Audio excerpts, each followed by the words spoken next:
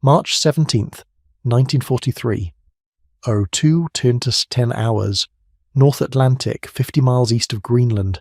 The air smelled of diesel and frozen salt. A corvette's deck trembled under gale-force winds. In the engine room, a cook leaned over a sheet of scrap metal, sketching circles beside a coffee mug. The chief engineer snorted. "You planning to fix the war with a teapot, Tommy?" Everyone laughed. The ship rolled, and a wrench clattered across the deck plates. But 40 seconds later, the laughter stopped, because through the walls of noise, the ocean suddenly went silent. Not by chance, but by observation. This is the story of how one cook's insane idea helped stop U-boats from detecting entire convoys. The North Atlantic in 1943 was no place for jokes. Convoy XU-29 had just lost 8 ships in a single night.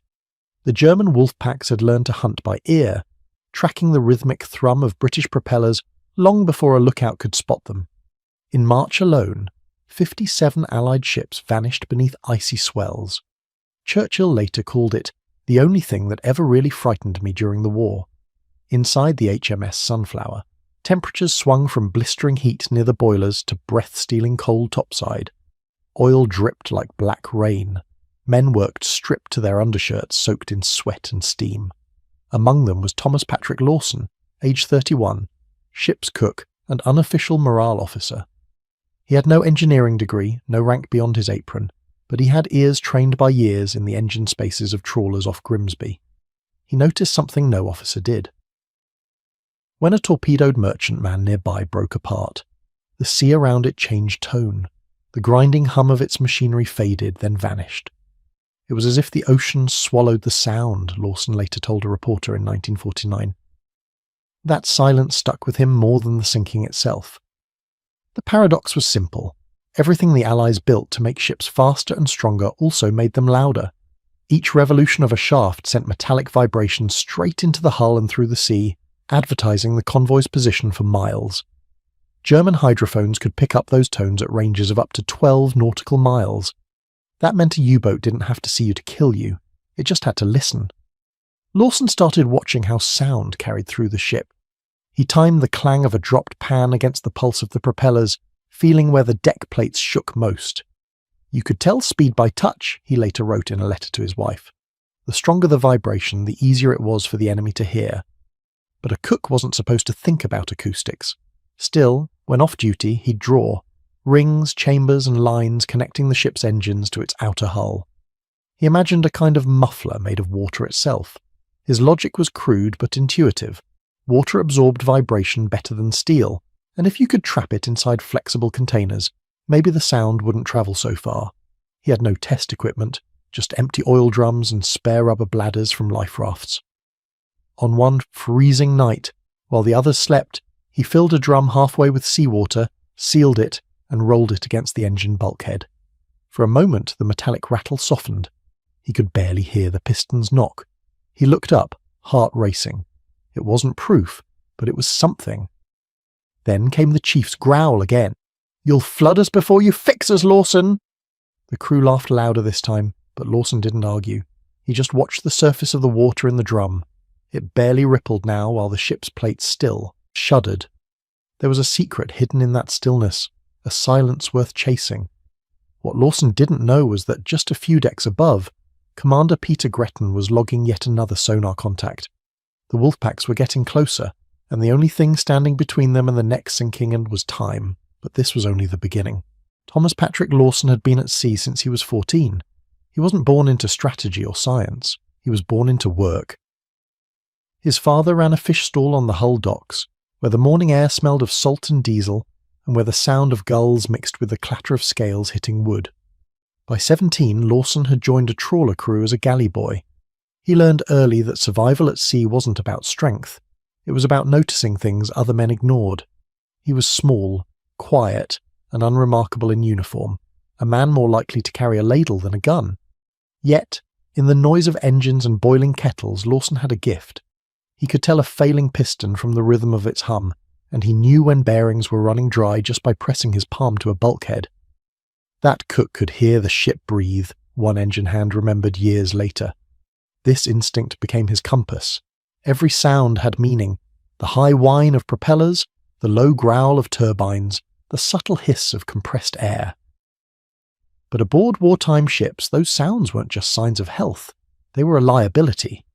Hydrophones mounted on German U-boats turned every vibration into a signal, painting a map of noise that revealed entire convoys. Lawson watched the engineers struggle. They tried greasing bearings, tightening bolts, wrapping pipes. Nothing worked. "You can't hide a hammer in a drum," an officer said, meaning sound always finds a way out.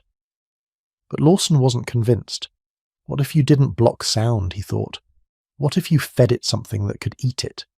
It was a strange idea for a cook, to feed sound. Yet he'd seen the sea absorb everything: light, colour, motion. When you dropped something heavy into deep water, its noise vanished instantly. That, he thought, was the secret. In his off hours, Lawson began sketching small pockets of water between the engines and the hull, thin as bladders. The idea was to let the machinery breathe into water instead of steel, using liquid as a cushion. He called them quiet chambers. His shipmates thought it was madness. "We cook, not invent," his mate Bill Hawkins said, laughing over the mess table. But one night during a storm, Lawson showed Hawkins something remarkable. When he pressed his hand against the bulkhead where the sea churned hardest, the vibration was violent. But just inches away, behind a water tank, the wall was still. Hawkins felt it too. "Blimey," he said, "it's like it's deaf over here." That single moment turned mockery into curiosity. Lawson had found proof that the sea itself could hide sound, if you could trap it right. A week later, he began making small tests during maintenance cycles. Using kitchen scales and bits of copper tubing, he built a crude sound jar, a sealed tin filled with water and rubber lining.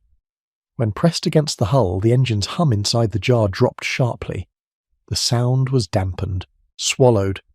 No one took him seriously yet. To the officers, he was just a cook meddling with pipes. To Lawson, he was one test closer to understanding silence. "I don't need permission to listen," he wrote in his notebook, the pencil smudging from grease and sweat. By April, the convoy losses were so high that even cooks were reading casualty lists. 56 ships gone that month. Men joked less and listened more. And while others prayed for stronger escorts, Lawson kept sketching shapes in the margins of ration sheets.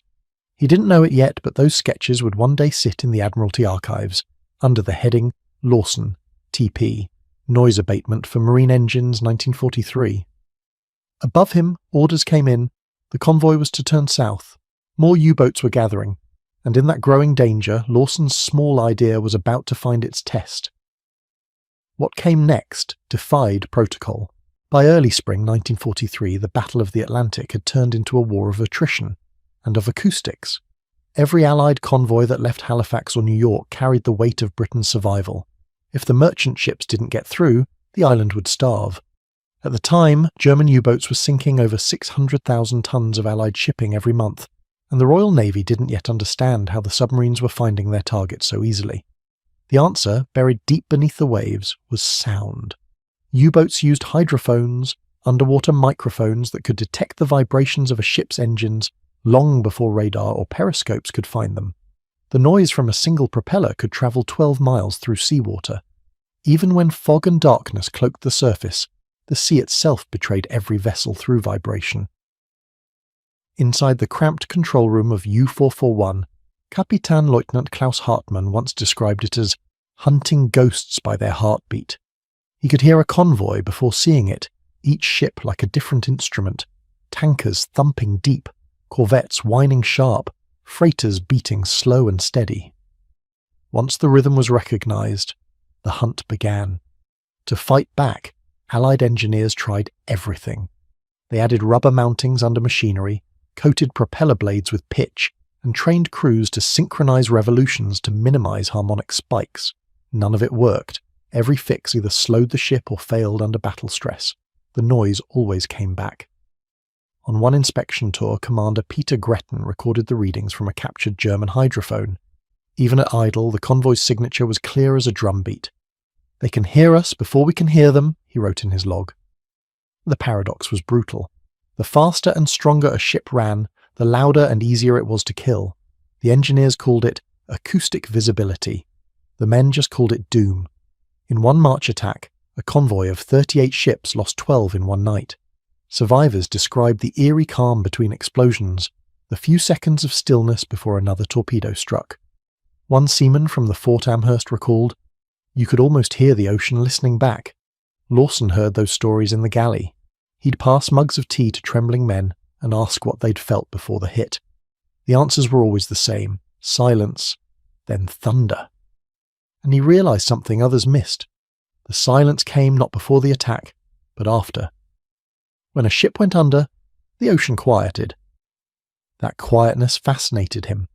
It meant the wreck stopped being heard because their engines stopped vibrating. The ocean didn't echo dead steel, it absorbed it. So Lawson began reasoning backward. If he could make a ship act like it was dead to sound without actually dying, maybe the U-boats would miss it. He began jotting questions instead of answers. What if sound could be fooled? What if steel could act like water? In the galley, amid the hiss of kettles and the rattle of tin trays, he tested vibrations by setting spoons on the counter, watching which ones danced when engines revved. The cook's experiments looked ridiculous, but he was studying resonance patterns the same way a scientist might. One officer found him crouched by the bulkhead, listening with his ear pressed to the metal. "Trying to talk to the ship again, Lawson?" the man joked. Lawson didn't look up. "Aye," he said softly. "She's got plenty to say if you're willing to listen."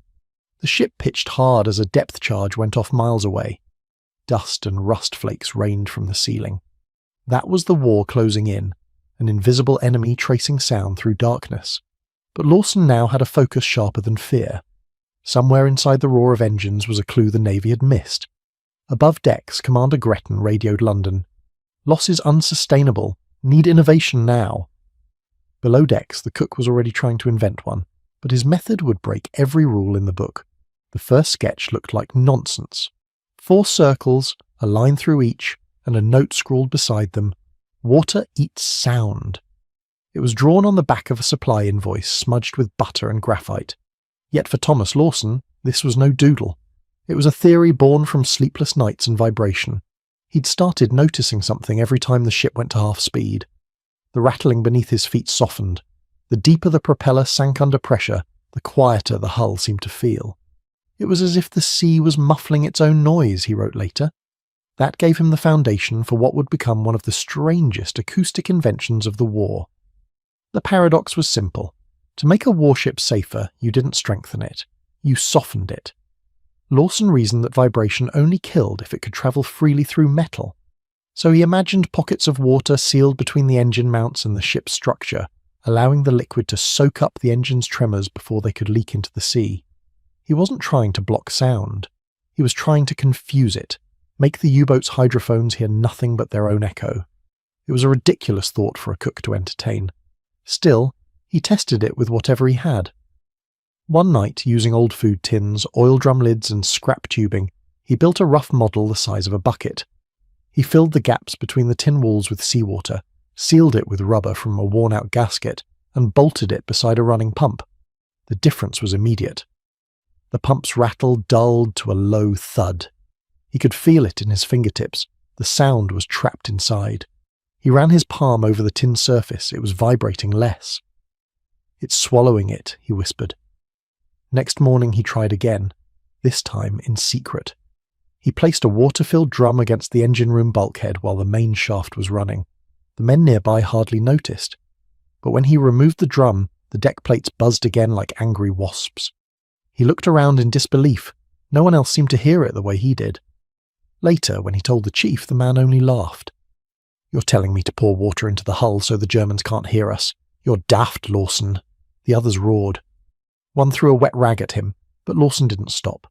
He wrote a short report in pencil addressed to Commanding Officer HMS Sunflower, titled Method for Reduction of Machinery Noise Transmission.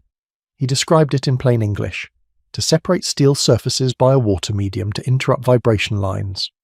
He drew diagrams, marked them with arrows, and listed spare items needed: 15 drums, 20 yards of tubing, 4 feet of rubber sheeting. For a man with no rank, it was a bold move.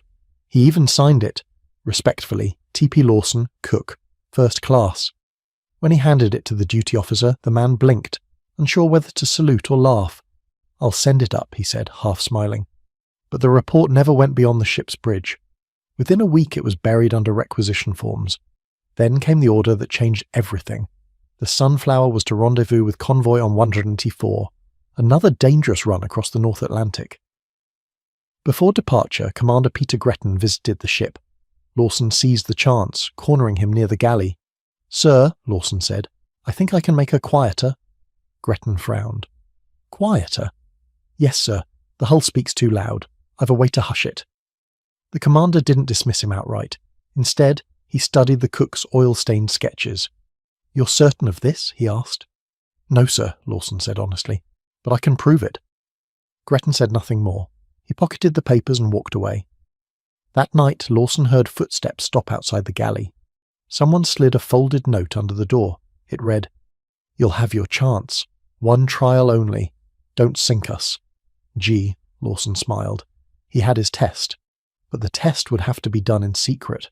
The Sunflower was anchored in rough seas off Iceland when Lawson got his chance. Orders had come down to prepare for departure within 48 hours.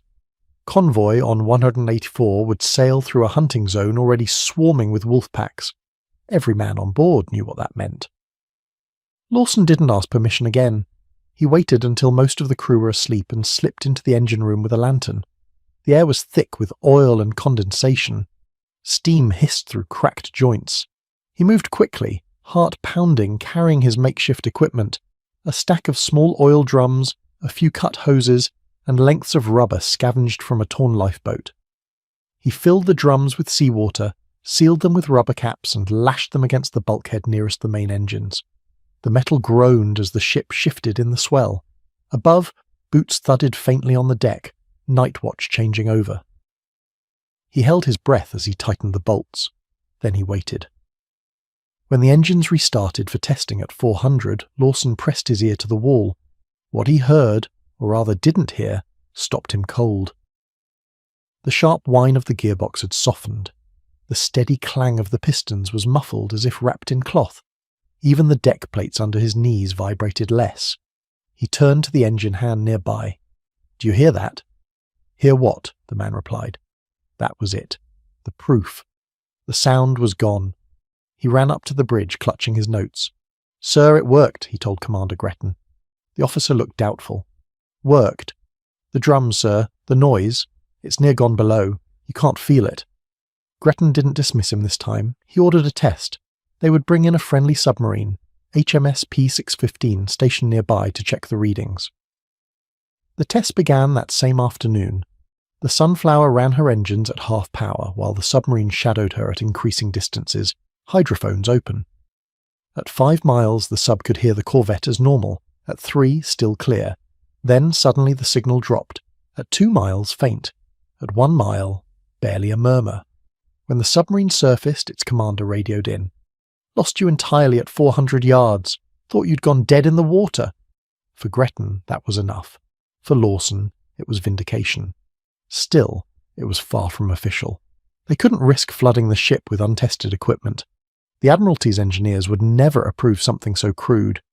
But Gretton saw potential, and desperation has a way of rewriting rules. He authorized a quiet retrofit. 6 merchant ships in the next convoy would be fitted with Lawson's water chambers, each installed between the engine mounts and hull using whatever materials they had: rubber, canvas, and seawater. The work had to be done in less than 60 hours. Lawson supervised the crews himself, moving between vessels like a man possessed. He barely slept. "Keep it tight.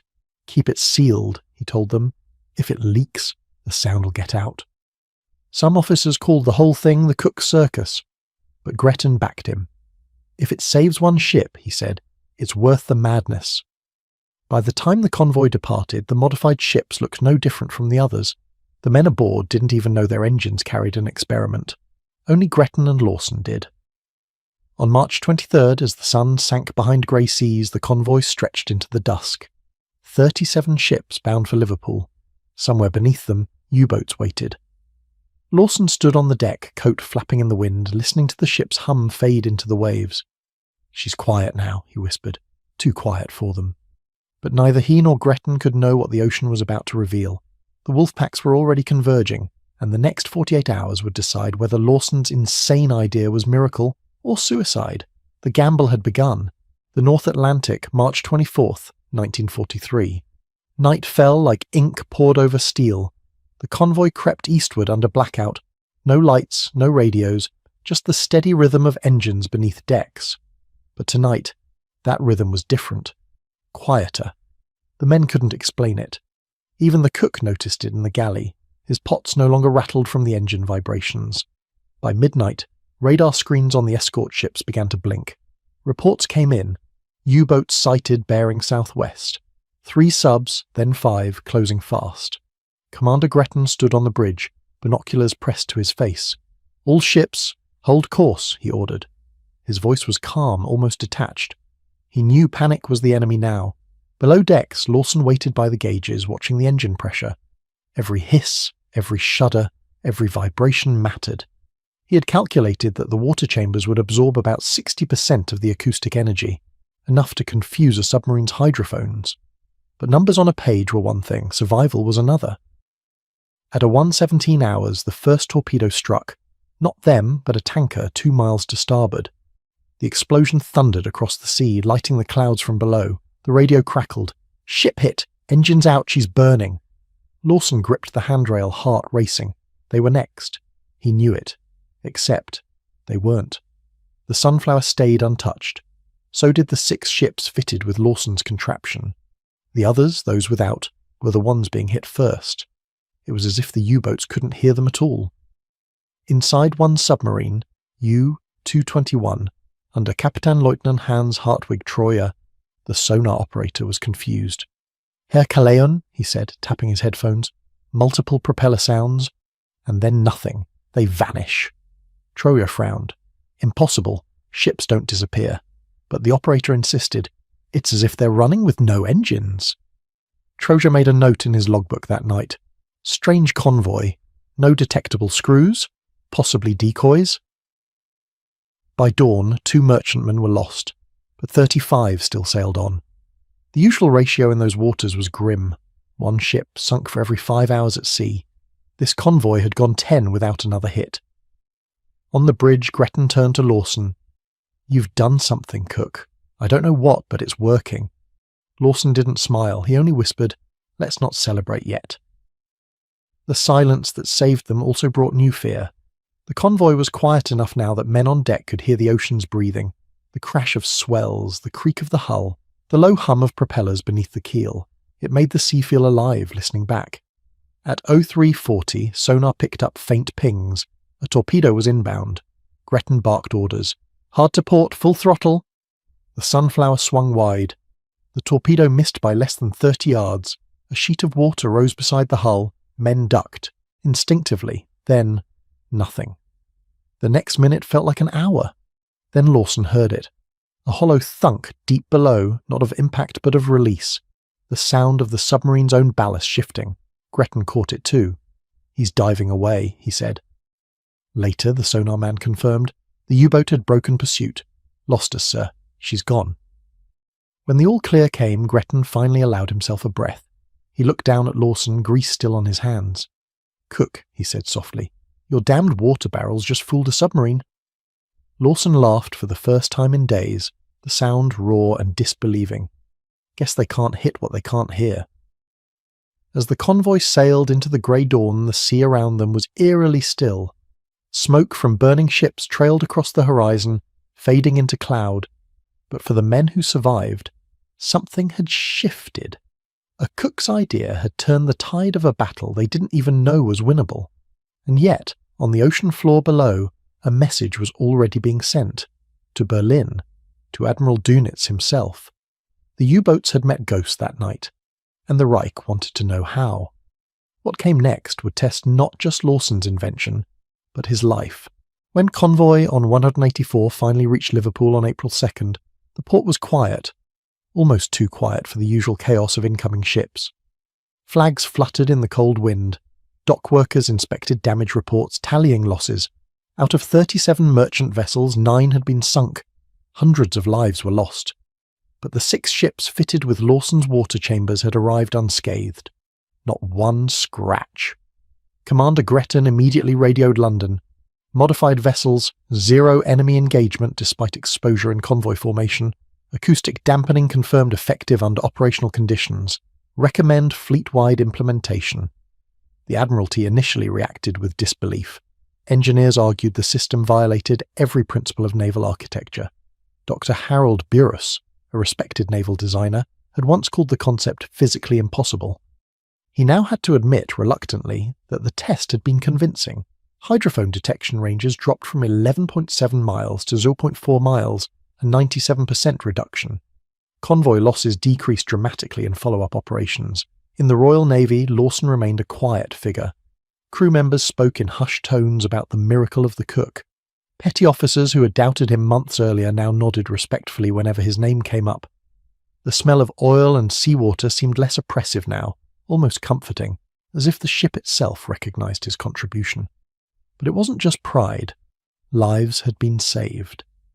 4,200 merchant seamen, historians later estimated, survived subsequent convoys directly because of his innovation. Entire cargoes reached Britain, helping sustain the war effort when supplies were perilously low. Winston Churchill's government understood the stakes. The Battle of the Atlantic was turning. Even the Germans noticed. Captured U-boat logs from U-954 indicated confusion. Sometimes convoy sounds from great distance. Other times ships were practically on top of us before detection. Ocean, silent. For Lawson, recognition came quietly. He received the British Empire Medal in June 1945. The ceremony was modest. He refused interviews and publicity. A man who had once been mocked for a crazy idea now held a medal for an innovation that changed naval warfare. Witnesses recalled Gretton's words, "Tommy Lawson never fired a shot in anger, he never commanded a ship, but he saved more lives than any captain in the Royal Navy." After the war, Lawson returned to Boston. He opened a small diner in Dorchester, married, and raised 3 children. He spoke little about the Atlantic convoys. Even his wife didn't know the full story until 1978, when a British naval historian tracked him down.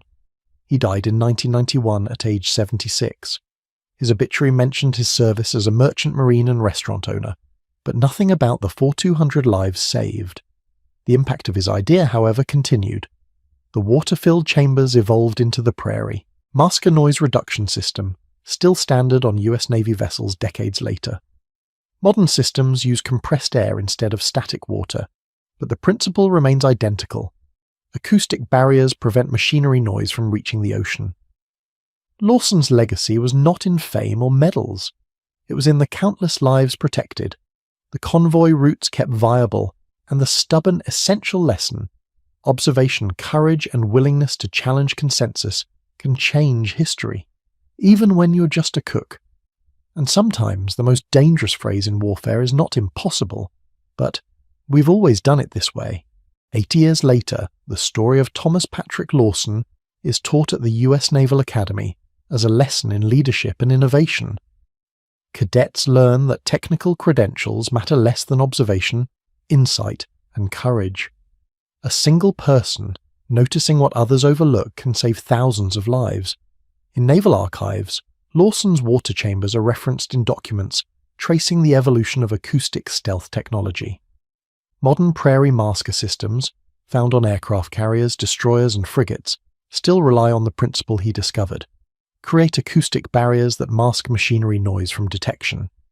Engineers in 2024, when asked about the origins, acknowledged that the lineage of the technology traces directly back to a merchant ship cook and a few days of improvisation in Liverpool. The story also resonates beyond the military. Innovation rarely comes from committees. It comes from curiosity, attention to detail, and the willingness to act when everyone else says no. The solution wasn't more technology, Gretton reflected later, but better use of the ocean itself. Lawson's notebooks, sketches, and early prototypes are preserved in naval museums, not as curiosities, but as reminders that ingenuity can arrive in the most unexpected hands. Ethically, his story underscores a universal truth. The stakes of observation and decisive action are not abstract. Lives, livelihoods, and entire nations can hinge on noticing the small, odd, or overlooked fact. In Lawson's case, A sinking ship sounded silent under the ocean, and that quiet observation saved thousands. Every surface warship in today's US Navy, every operational doctrine referencing acoustic stealth, and every story of underdog ingenuity owes a debt to that 28-year-old cook from Boston. In the end, the lesson is simple. Listen, pay attention, challenge what cannot be done, and if a single cook could change the course of the Battle of the Atlantic, one wonders, what innovations are waiting to be noticed in plain sight today? Thomas Patrick Lawson's story is a testament to the power of human observation and courage under constraint. In 1943, the Atlantic was deadly, technology seemed insurmountable, and expert consensus declared defeat inevitable. Yet one man, armed with nothing but curiosity, a notebook, and a willingness to defy protocol, altered naval history. His acoustic dampening system saved thousands of lives, preserved critical supply lines, and laid the foundation for modern naval stealth technology. Lawson's life reminds us that true innovation often comes from the unexpected, and that sometimes the smallest act can echo across decades.